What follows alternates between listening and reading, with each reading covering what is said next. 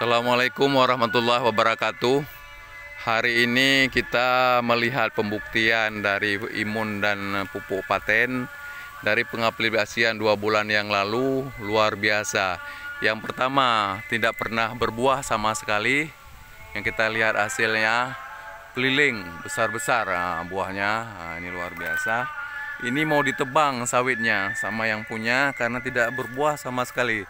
Tapi alhamdulillah sawit jantan ini luar biasa buahnya. Nah, buahnya besar-besar ya, sampai 35 sampai 40 kilo per tandan. Sepertinya ini masih muda. Kalau mau nanti diambil, saya kira sampai 40 atau 45 kilo. Luar biasa.